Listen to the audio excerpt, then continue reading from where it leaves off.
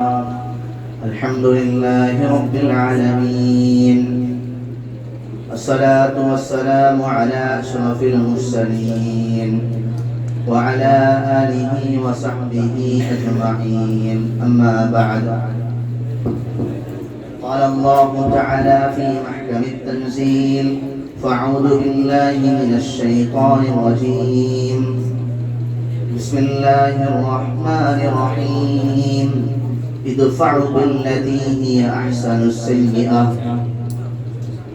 വേദിയിലിരിക്കുന്ന അധ്യക്ഷൻ അവറുകൾ, എന്റെ ശബ്ദം ശ്രവിക്കുന്ന സദസ്സിൽ സന്നിഹിതരായ സഹപാഠി സുഹൃത്തുക്കളെ ഏവർക്കും അസ്സലാമു അലൈക്കും വറഹ്മത്തുള്ളാഹി വബറകാതുഹു.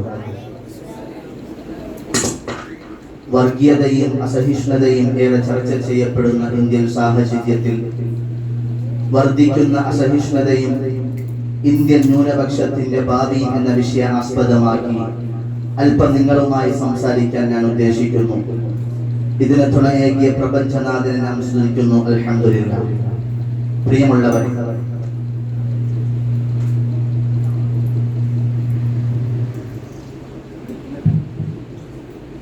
60 വർഷത്തെ ചരിത്രത്തിനിടയിൽ ഏറ്റവും പ്രക്ഷുബ്ധവും സങ്കീർണവുമായ ഘട്ടത്തിലൂടെയാണ് സ്വതന്ത്ര ഭാരതം കടന്നുപോയിക്കൊണ്ടിരിക്കുന്നത്.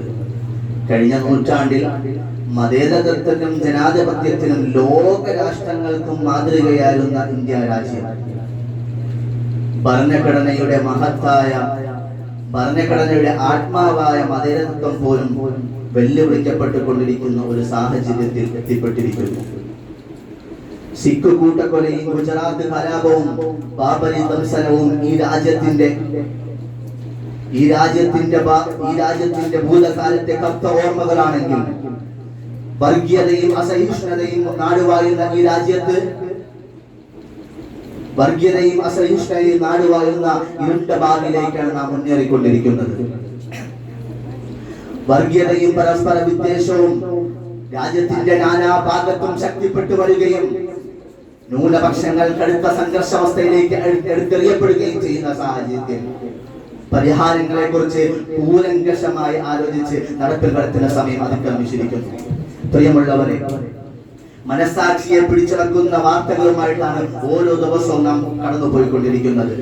ബീഫ് കഴിച്ചെന്ന് ആരോപിച്ച മുഹമ്മദ് അബ്ദുൽ എന്ന സഹോദരനെ രാത്രിയിലെ ഭ്രാന്ത കൂട്ടരായ ജനം അടിച്ചു കൊന്നു.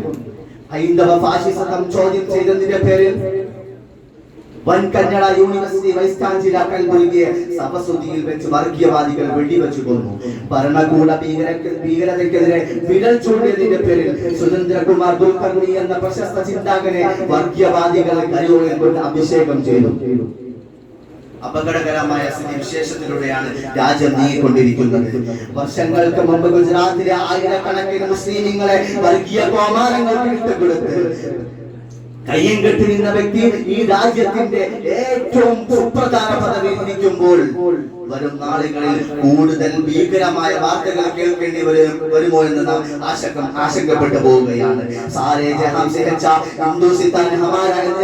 പാടിയതുപോലെ കന്യാകുമാരി മുതൽ കശ്മീർ വരെ ഗുജറാത്ത് മുതൽ അസം വരെ വൈവിധ്യ സമ്പൂർണമായ രാജ്യമാണ് നമ്മുടെ ഇന്ത്യ.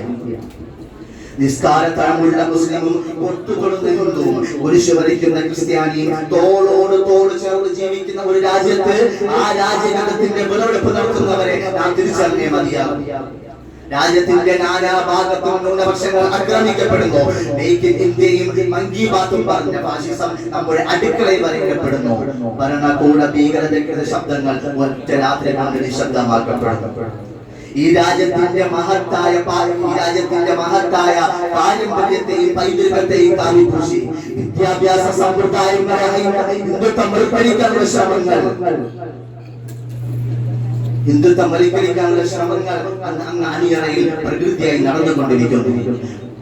സമുദായങ്ങൾ തമ്മിലുള്ള വിശ്വാസം അപ്രത്യക്ഷമായി കണ്ടിരിക്കുന്നു. രാഷ്ട്രതലവനായ രാഷ്ട്രപതി പോലും രാജ്യത്ത് വർദ്ധിച്ചു വരുന്ന അസഹിഷ്ണുത ഉണ്ടെന്ന് സംശയലേശ സ്ഥിരീകരിക്കുന്നു. എവിടേക്കാണ് ഈ രാജ്യം നീങ്ങിക്കൊണ്ടിരിക്കുന്നത്? ഗാന്ധിജിയും നെഹ്റുവും മൗലാന മുഹമ്മദ് അലി ജൗഹറും തോളോട് തോൾ ചേർന്ന് നേടിയെടുത്ത സ്വതന്ത്ര ഭാരതം എന്ന മഹത്തായ സ്വപ്നം ചീട്ടുകൊട്ടാരം പോലെ തകർന്നു വീഴുകയാണ്. 1000 ചോദ്യം ചിഹ്നങ്ങളാണ് രാജസ്നേഹികൾക്ക് മുമ്പിൽ ഉത്തരം കിട്ടാതെ അവശേഷിക്കുന്നത്. രാജ്യത്ത് ഇനിയും തെരഞ്ഞെടുപ്പുകളുണ്ടാകും, ഭരണ സംവിധാനങ്ങളും ഭരണകൂടങ്ങളും മാറി മാറി വരും. പക്ഷേ നാനാത്വത്തിൽ ഏകത്വമെന്ന മുദ്രാവാക്യം ഉയർത്തിപ്പിടിച്ചുകൊണ്ട് ഈ രാജ്യത്തിന്റെ മുദ്രാവാക്യം ഉയർത്തിപ്പിടിച്ച് ഓരോ ഭരണകൂടത്തിനും ഓരോ ഭരണകാലത്തിനും ഉത്തരവാദിത്തമുണ്ട്. ഇന്ത്യയുടെയും കുത്തകയല്ല, ഇന്ത്യയുടെയും കുത്തകയല്ല. ഫാഷിസത്തിന്റെ അലമയിൽ കൊണ്ടുപോയി അടിമറ വയ്ക്കാൻ ഈ രാജ്യം ഒരു വർഗീയവാദികൾക്കും അന്തരമായി കിട്ടിയതുമല്ല. ഈ രാജ്യത്തിന്റെ വായു ശ്വസിച്ച് നൂറ്റാണ്ടുകളായി ഇവിടത്തെ മണ്ണും മിണ്ണും പങ്കിട്ട് ജീവിക്കുന്നവരോ ഹിന്ദു മുസൽമാനും ക്രിസ്ത്യാനിയും അവർക്കിടയിൽ വർഗീയതയുടെ, അവർക്കിടയിൽ വിഭാഗ്യതയുടെ വൻമതിലുകൾ കെട്ടുന്നവരെ ഭാരതീയരായ നാം ഭരണസിലാ കേന്ദ്രങ്ങളും പടിയടച്ച് പിണ്ടം വെക്കേണ്ട സമയം അതിക്രമിച്ചിരിക്കുന്നു.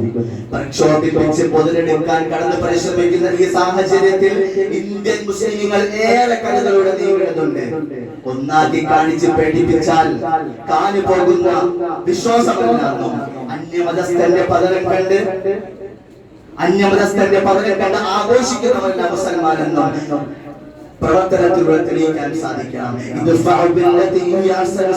ഖുർആൻ പ്രഖ്യാപിച്ചിട്ടുണ്ടോ? ആ പ്രഖ്യാപനം ഉൾക്കൊണ്ട് ഈ രാജ്യത്തിന്റെ കെട്ടുറപ്പിന് വേണ്ടി സൗഹൃദത്തോടെ, സഹിഷ്ണുതയോടെ, സാഹോദര്യത്തോടെ മുന്നേറുക. നാഥൻ തൗഫീഖ് നൽകി അനുഗ്രഹിക്കുമാറാകട്ടെ. വആഖിറു ദഅവാനാ അൽഹംദുലില്ലാഹി റബ്ബിൽ ആലമീൻ.